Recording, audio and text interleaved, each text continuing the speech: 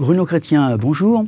Je m'intéresse tout particulièrement aux révolutions technologiques. Et à chaque fois que je lis un article, je me dis, mais ces révolutions technologiques ont un impact très fort sur notre protection sociale, sur la santé.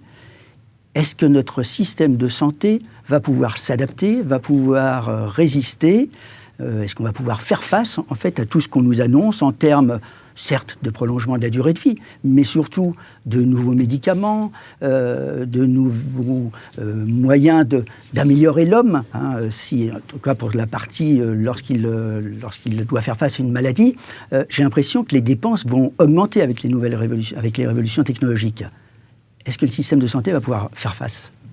Alors c'est clair que si on reste dans le schéma actuel, et avec les accroissements de dépenses qui s'annoncent face à nous, on pense au coût de nouveaux médicaments, on pense au traitement de l'hépatite, puisque c'est un sujet qui a défrayé la chronique récemment.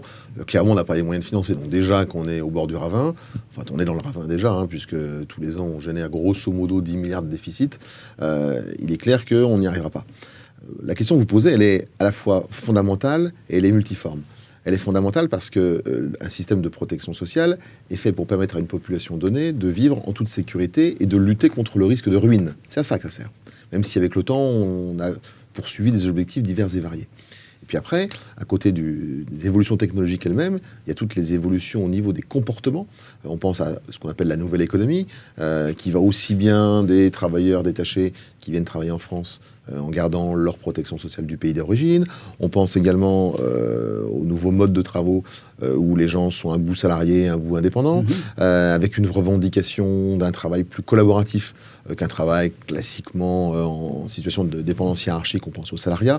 Bref, il y a beaucoup de choses qui bougent. Alors, si on essaie de circonscrire la réponse, par rapport aux dépenses qui sont devant nous, le problème de fond, c'est de savoir jusqu'où le système collectif doit prendre en charge une dépendance, un problème de santé, une augmentation de l'espérance de vie. C'est une question de fond, puisque jusqu'à présent, le choix qui a été fait en France a été de payer en réalité. On a une avancée technologique, on la paye. Cette avancée technologique, de toute façon, elle s'imposera à nous, peu ou prou. Tout l'enjeu en termes de dépenses publiques, c'est de se dire, est-ce que cette dépense doit être collectivisée ou est-ce qu'elle doit être laissée au libre choix des uns des autres?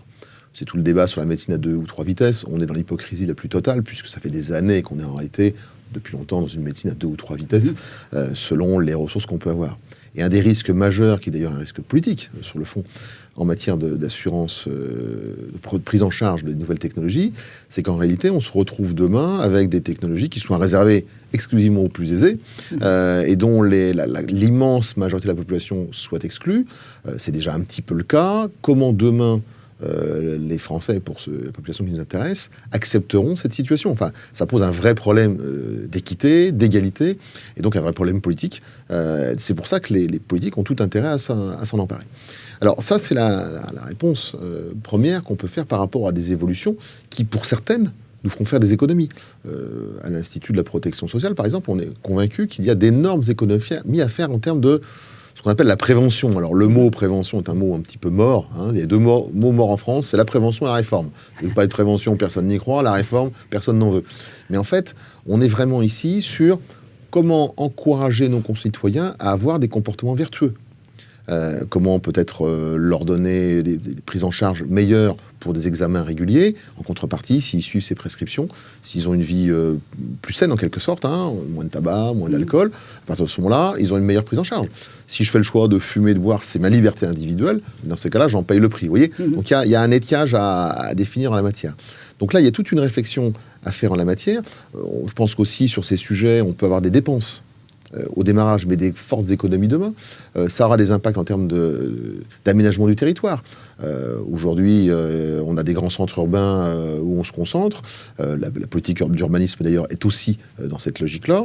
Quand on regarde, peut-être que demain, les vieux châteaux abandonnés à 200 km des grands centres urbains deviendront des maisons de retraite hyper connectées avec le plan câble en cours de développement en France. On transportera les médicaments par des drones. Vous voyez, il y a plein de choses dont on ne voit que l'émergence. Derrière, la question fondamentale, mais ça nous emmènerait loin, c'est de savoir jusqu'où on doit vivre, jusqu'où la collectivité doit permettre un maintien de vie en bonne santé. Vous avez des pays en Europe qui, au-delà d'un certain âge, par exemple, n'assurent plus un certain type de traitement, on pense aux pays anglo-saxons, parce qu'ils considèrent qu'il vaut mieux mettre la ressource sur les jeunes qu'à partir de 70 ans, bon, en d'autres termes, tu peux payer, tu payes, tu peux pas payer, tu meurs. Quoi. Je vous la fais court, mais c'est après ça. Quoi. Donc, oui, ça pose des questions philosophiques, religieuses, politiques extrêmement importantes. Pas simple, évidemment, pour les candidats de se positionner sur ces sujets. En tout cas, c'est un enjeu majeur et de grands changements sont devant nous. Il est évident que les politiques, pour l'instant, ne semblent pas avoir pris toute la mesure de ces révolutions technologiques, donc il est peu probable qu'ils se rendent compte de l'impact que ça aura sur les budgets santé à venir. Merci pour l'entretien.